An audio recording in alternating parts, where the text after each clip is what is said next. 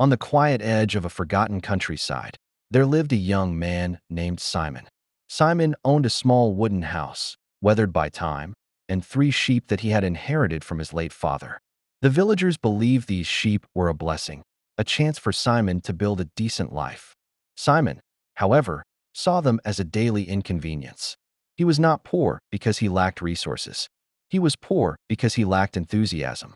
Simon loved sleep the way sailors love the sea. He slept deeply, passionately, and without guilt. When he woke up, he felt exhausted, not from work, but from the effort of being awake. Each morning, he dragged himself outside to guide the sheep, not because he wanted to, but because hunger eventually defeated laziness. As days passed, loneliness began to bother him almost as much as effort did. While lying on his bed one afternoon, staring at the cracked wooden ceiling, Simon sighed and said to himself, "If only I had a wife, someone who could take care of these sheep while I recover from the pain of waking up." This thought felt brilliant. Rest deserved protection, after all. Simon began asking around the village about unmarried women. Most villagers laughed quietly, assuming no woman would accept a man known for avoiding work. But finally, someone mentioned a woman named Agnes. Agnes lived not far from Simon. She was famous, not for beauty, skill, or kindness, but for her unmatched devotion to comfort. Like Simon, she treated effort as an enemy and movement as an unfortunate necessity. When Simon met Agnes, something remarkable happened. They understood each other instantly, without saying much at all. Neither spoke of dreams, goals, or ambition.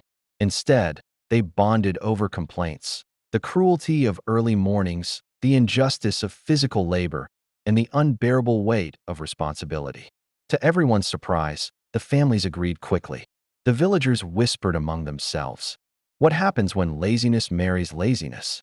The wedding was simple, and life together began in Simon's small house.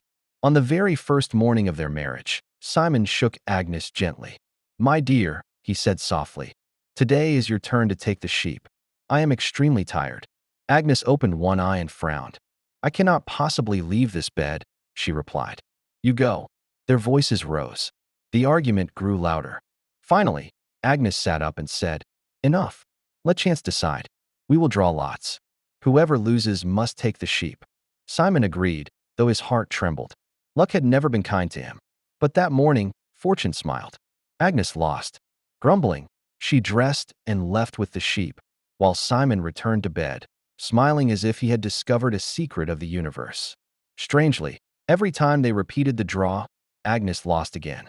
Days passed. Weeks followed. Simon grew stronger from rest, while Agnes grew exhausted from effort. One afternoon, Simon joined her outside, not to help, but because sleeping too much had made him uncomfortable. As they watched the sheep graze, Agnes suddenly spoke. "Why do we keep animals that require supervision?" she asked. "Why not trade them for something that works while we rest?"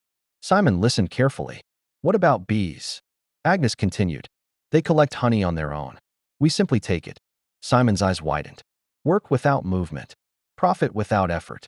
They traded the sheep for 3 beehives and placed them near the house. Inside the bedroom, they installed a shelf above the bed and placed a large clay jar on it to store honey. A stick lay beside them, so they could pull the jar closer without standing. Days turned into weeks of uninterrupted rest. Honey was consumed without sweat, and dreams grew sweeter. One evening, Agnes began imagining the future. "We should sell honey," she said. "Buy a cow, then another, and soon we'll be wealthy." Simon frowned. "Who would take care of the cows?" Agnes smiled. "We'll have a child. When the child grows, the work will be theirs." Simon hesitated. "And if the child refuses?" Agnes raised the stick jokingly and struck the honey jar by accident. It fell. It shattered.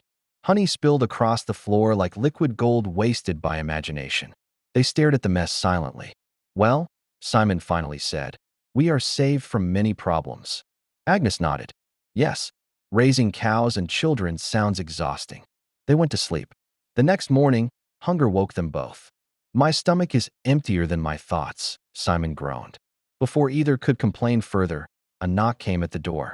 Their neighbor, the same man who had traded bees for sheep, stood outside with a basket of apples. "I heard about the honey," he said kindly. "Take these." Simon thanked him warmly and returned to bed with the basket. As they ate, Agnes sighed. Chewing is tiring. Simon nodded thoughtfully. What if we throw the apple seeds outside? He suggested. Trees will grow. Food will come to us. Agnes smiled. And who will pick the apples? Simon thought hard. We'll pay villagers, he said proudly. They'll bring apples to our bed. They began throwing seeds out the window. Soon, birds gathered, chirping loudly. Agnes covered her ears. This noise is ruining my rest. Simon sighed. Then we sell the house, buy a cart, and travel while sleeping. They imagined it, until the apple basket tipped over, spilling the last fruit under the bed. Silence followed. Simon spoke calmly. Good. We are free from future plans. Agnes agreed. Thinking was exhausting. They pulled the blanket over their heads and slept peacefully, relieved that no effort would ever be required.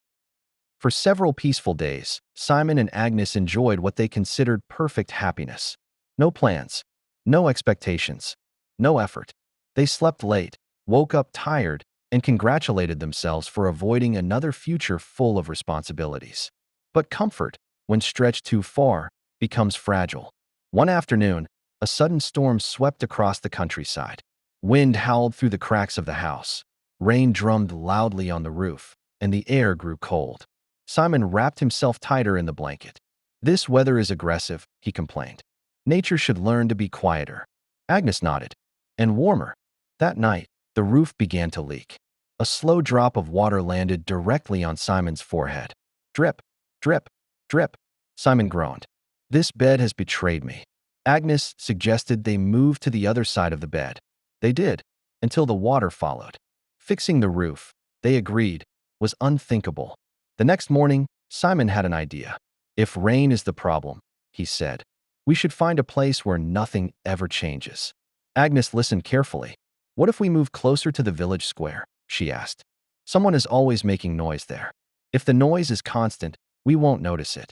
They packed nothing, because they owned almost nothing, and dragged their bed outside. The villagers stopped and stared as Simon and Agnes carried their bed through the streets. Where are you going? Someone asked. To a better sleeping environment, Simon replied. They placed the bed near the square and laid down immediately. At first, it seemed promising. People talked, carts rolled, children laughed, one endless sound. But soon, new problems appeared. The sun was too bright. The ground was too hard. And worst of all, people kept asking questions. Why are you here? Are you sick? Do you need help? Simon covered his ears. Questions are exhausting. Agnes agreed. Curiosity is dangerous. That evening, the village elder approached them. You cannot sleep here forever, he said calmly. Everyone must carry something in life. Simon raised his head slightly. We carry the burden of rest. The elder smiled sadly. Rest without purpose becomes emptiness, he replied. Simon and Agnes did not respond. They were already asleep.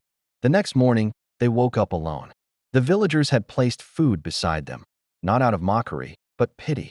Simon stared at the bread and whispered, even kindness feels heavy. Agnes sighed. Being cared for requires gratitude. Gratitude is emotional effort. For the first time, silence stretched between them. Not peaceful silence, but hollow silence. Simon finally spoke. Agnes, what if one day no one brings us food? Agnes thought carefully. Thinking hurt. Then, she said slowly, we will sleep until hunger wins. Simon nodded. At least sleeping is something we are good at. They lay back down, side by side, as the sun rose above them. The world moved. People worked. Life continued. And Simon and Agnes rested, unchanged, unmoved, while time quietly passed them by. Don't forget to subscribe and press like.